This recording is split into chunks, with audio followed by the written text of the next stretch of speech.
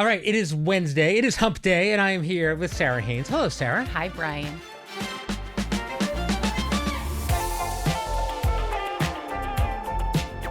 All right, let's talk about some headlines made by our very own show. Yes. We had Curb Your Enthusiasm star Cheryl Hines here. She is, of course, married to President Trump's health secretary, Robert F. Kennedy Jr. What did you think of how it went? I think she did a great job. I mean, she was coming to a table where her husband has been the topic. He's been a hot topic many a day. He's been a hot topic for a long time. And so I commended her for just showing up. But then I found that her comedic sense was a good buffer for her because she joked throughout, even though we were asking tough questions. Right. I had some people write me like, you went easy on her, Sara, and you've been hard on her. Why didn't you go harder? And I don't think people always appreciate the ensemble of a table. Sure. We want people at our table. We want people with different views at our table. And there's points when you're in a group where you watch things getting tense and then you try to keep the balance of what the producer's intention was, which was to cover a lot of stuff. And yeah, I mean, when someone like that comes on the show, it's funny. No one's like, oh, great, she's on so I can attack her. There are people that when we have a guest with a different point of view, it's always, oh, great, I'm dying to ask about this. I'm dying to have this conversation. And you need to come to every conversation, especially people that feel differently with you, with curiosity first. Right. Which is our job is not to tell people how to feel. It's not to invite people to our table and slam dunk them verbally. It's to be curious and to open up conversations and views that we can talk about and debate. As a producer that's worked with lots of different talent over the years, that is, for me, the thing that makes someone a great interviewer is a natural curiosity, because they actually listen in the conversations, they follow up, they ask the question that the person at home would also have when they get an answer, and it's hard to follow up. I mean, honestly, it's a real skill and difficult to do a 5-person interview with somebody, as obviously you know. I don't think people realize how hard it is to do that. Well, and it's home. not, I know that our show gets clipped a lot, but I will never be someone that's there for a gotcha moment. There is a way to be tough, to ask questions when it remains well-intentioned and curious. Right, of course. No, and it's not like, Cheryl Hines came on the show not knowing we were going to be talking about her husband. I mean, this was always something. And we reminded the audience several times that she is not her husband. Yes, definitely don't think she's accountable for everything.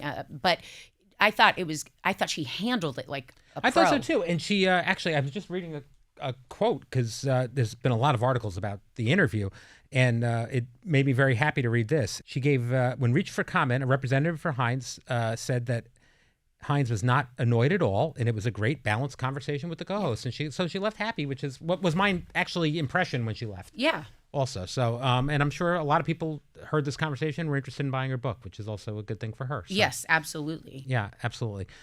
Is there ever, like, when you know that an interview is going to be kind of not contentious per se, but there's going to be difficult questions, do you get excited for that? Do you get nervous for that? Is it just another interview? It's just How do you the feel nature about it? of any interview, because whether you have political leanings, or you're controversial, or it's going to be tough, or it's about movies and personal lives, if you are not coming from a place of genuine curiosity, the interview will suffer. So even when it's tough, because I also know I'm never looking for a moment for myself. That's just not how but my tendency is to draw out from other people. I know that I can ask really direct, really hard questions, and I know it's not going to be off-putting to the person. Yeah, no, I mean, for me as a producer, I always want people to want to come back or to tell their friends to come on. You want them to get a fair shake at talking, because there are 5 of us and there's one of them. So just like a crazy dinner table, you don't want them to be out-talked off the table. You want them to have a chance to breathe and have a bunch of questions thrown at them that pull out all parts of what we're curious about. Yeah, I thought so. Anyway, I was happy with it, and I'm excited to see who our next big guests are going to be. Yes. We have some good ones every day. All right, so last week we had some big news on the show. Yeah. Alyssa announced she's having a baby, which is very exciting. We were all so happy for her. Yes. She let it be known that you were an early, you knew early on. You're a good secret keeper. I did. I'm a very good secret keeper. Yes. I'm a vault. But I also know how precious that news was in general, but specifically for someone that battles fertility issues. It's such a sensitive space that to be, one, trusted and included in that news, but two, to protect it for her and to watch the glee in her announcement, it was just, I'm so happy for them. I'm happy for them too. And it must be great for you to be in a position, because not only are you able to give her advice as a mom, you're in the very unique position to give her advice as a mom who has basically been pregnant on TV all three half times. Her life. Yeah. Yes. I mean, I feel like there's been a lot. You've been through this a lot. Yes. Yeah, I have. And I think when, just like any experience you look back on and live through, I struggled a lot in my pregnancies. So, everyone's lifting her up. It's good to have someone there to tell you when it's not feeling good. You know, like it's highly relatable to struggle through pregnancy for me. What a lot of women do, and it wasn't medical struggles, God willing, but I struggled. So I like being the one that's always there for her in the way that you want to take care of someone, right. to say, I got you. And so you were my first pregnant co-host, I think, with Alec, I think the Yep. first time. And then we had Sandra together. yes, we had Together. Yes, we definitely did. I feel like that one I really experienced. And then Caleb was just a massive surprise, and that was a trip. Yes. If we've ever had one. Yeah, so it's exciting, but I hope I was good, because Alyssa's been very complimentary about how I've been with her, but I feel like I've learned through the years of being supportive. You're a dad yourself. You've gone through this. I think your sensitivities, as much as you want to deny them, you're surrounded by females, yes. like from daughters to mom to sister to female dogs. Yes. Literally little bitches. Yes. And I think that it's given you a unique skill that I don't know if it was there first or came second, chicken egg, but you are a very sensitive. You're okay with someone having a menti breaky, which I had a few times, and you were my speed dial emergency. Oh, I don't think I could be in this job if I wasn't okay with a menti breaky. Oh, yeah. Tell me about what it is like to be pregnant on television. What I love is it's documented, because Right. when I look back at my mom in the time of people didn't take photos as much, that's literally, we're just the time of smartphones. We have more access, but being on TV, you have actual day-to-day, collection of photos of yourself to be able to show the kids when they talk about it, and remembering, okay, which one was that? Oh, I have a picture. I have all those pictures because my job is a visual medium. So I've documented all of those days in ways that casually on my phone, but also in a nicer way. I have so much footage of being pregnant, and it's such it's a finite amount of time. It sometimes feels like forever, but it's beautiful to be able to tell your children that was you in there, That's and so great. that part I love the most. That's great. Is it hard to do like the harder days at The View when you're very pregnant? I think the harder part is where you're at in your own head, because you can have such big feelings and responses, and it obviously is all real to you. But when you see it playing out in contrast to other people, whether it's crying or you feel overwhelmed or you are struggling, for me, I always describe it as it's hard to distinguish where the reality is and where it's going on in me. What advice have you given her? To take care of herself, because once you become pregnant, it's always about the baby, which, of course, motherhood is the most selfless act I've ever, had. But it's nobody asks about you, so you start to become this invisible version. And I asked her, "Is that happening to you now that she's announced it?" She loves it. Everyone's like, "But the baby, belly." Never like, how are you doing outside of that pregnancy? Right. Like, what are you watching? What are you reading?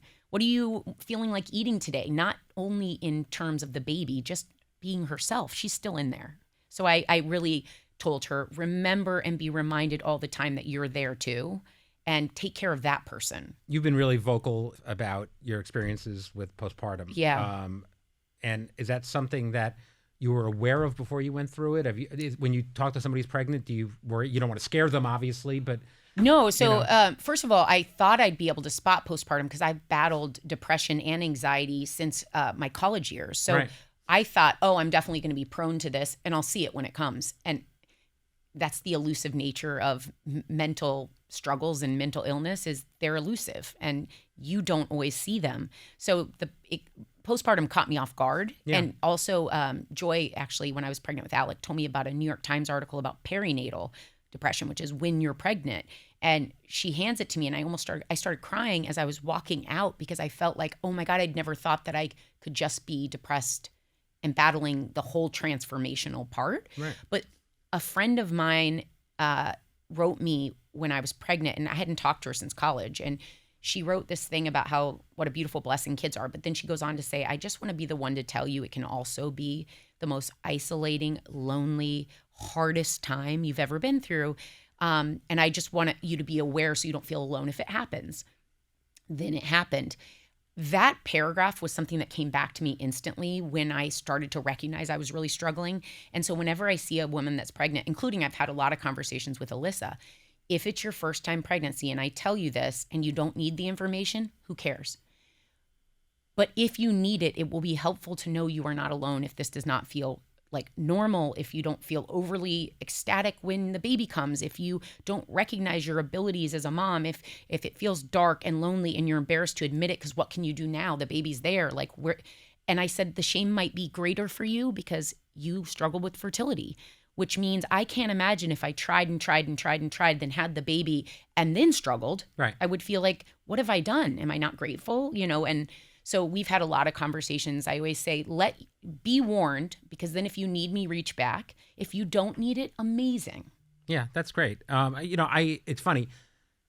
You could, and husbands kind of are blind to this a little bit, I think, is the thing. Because wives are too. Well, in retrospect, like some of the things you're talking about the loneliness and feeling like you're in it by yourself.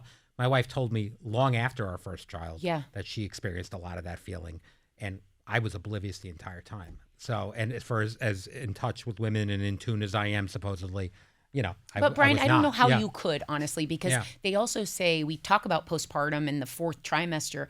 These feelings often can go for a year or two after. Mm-hmm. And it took me clearing those years to look that I probably wasn't ever completely out of it, even with Alec when I started to have Sandra. Yeah.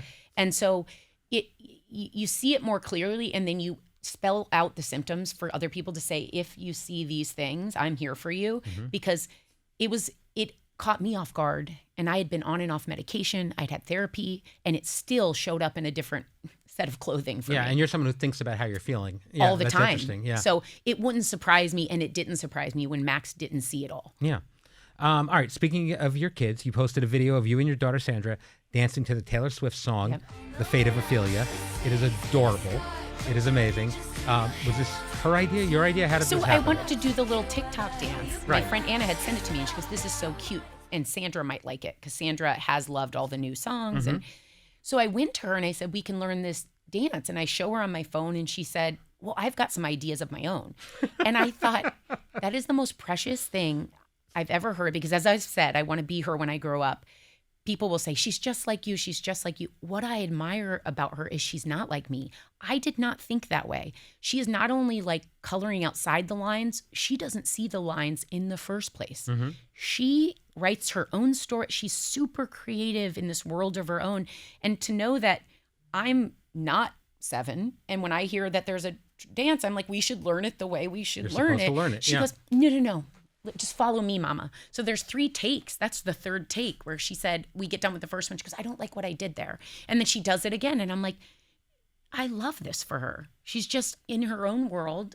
She doesn't need someone to tell her how to do it.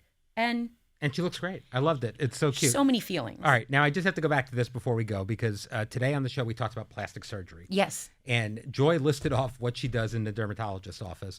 Do you think people should be open about plastic surgery and facial treatments? I mean, you're pretty open about everything, so it's kind of... Well, I think the helpful part is that I heard this term recently and I like it. I'm not a gatekeeper, and a gatekeeper is to products that work for you, procedures that work for you, weight loss that works for you. Right. I just think if something is working and people say, oh my gosh, you look this way, I'm not saying you have to tell a stranger, oh, it's my new nose job. I'm not saying that. Right. But when there are people confiding in you that they're struggling and they see something that's working for you, don't be a gatekeeper. Mm-hmm. That's all I say is, and I also am of the mindset with plastic surgery that do whatever makes you happy. I just think there's a fine line between enhancing and preserving the best you can look and changing it all together. Because if you're changing it all together, a lot of times I wonder if there are deeper issues at play.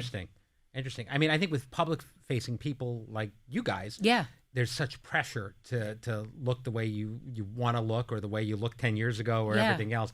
Joyce never seems like someone who gives into pressure, but she also looks 40 years younger than she is. It's the weird part is I would say that anything I feel is not related to my job, which I don't know if you can disconnect the two, but I find aging in general, just the human experience, where you look one morning, and I remember when it happened the first time, it was like 5 years ago, and I looked up and I almost didn't recognize, because you know how you feel age inside? I looked up, and for the first time I saw my age. And you're young until you stop thinking that. And I remember looking and thinking, I don't like that I'm bothered by this. So it wasn't as much TV they put. I mean, I'm barely, you know this. You see me when I walk in. This is all makeup, hair. This isn't real me. It was the person I was seeing in the reflections in my actual life that had me thinking more about the weight of age, the privilege of age, how I want to do it. So it really wasn't the TV. I think that happens a lot probably in Hollywood when people have to stay relevant. And there was a time where women weren't written into older roles. And so I commend all the pioneers before me. But I think mine was more about, I want to like the face that's looking back at me when I see it. I had a moment yesterday. I have to share this because we were taping something for the show and it was on someone's monitor. And I walked by and I hated how I looked. I couldn't, and I'm not someone who's in front of the camera as my main job. But I went by and I was like, oh, that's brutal. I can't even look at that. I don't want to see it. And one of the younger people on staff who wasn't even looking at it just said, well, look, Brian, everybody ages. And I was like, wow. And it wasn't the age that was bothering me about the picture or anything else. But but now it is. Oh, yeah. That was like a gut shot. That was just brutal. We will always critique ourselves harder than anyone else. So when someone takes a picture of me or with me and they say, do you want to look at it? I say, no. Yeah. I don't want to hear my voice and I don't want to look at it because I will find everything that's wrong with it. No, of course. And listen, and obviously that person doesn't work here anymore. I got rid of obviously, the head's rolled.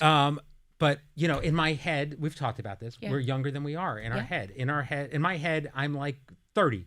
Yeah.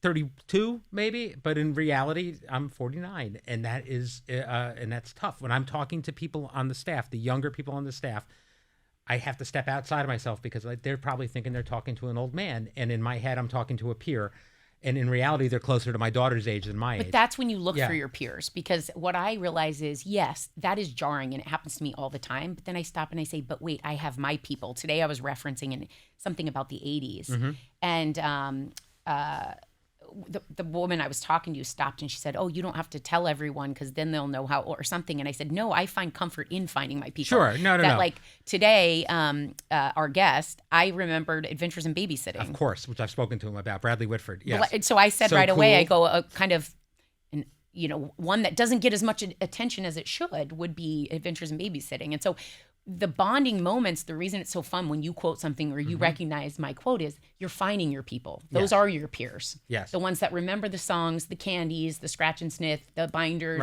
that's your people. But pretty soon you're Joy and you're talking about movies from 1947 that nobody remembers anymore. Well, but when she talked about the psychic today, I said, Joy, according to you, everyone in your life has died. It'd be a fun conversation with the psychic. Oh my God.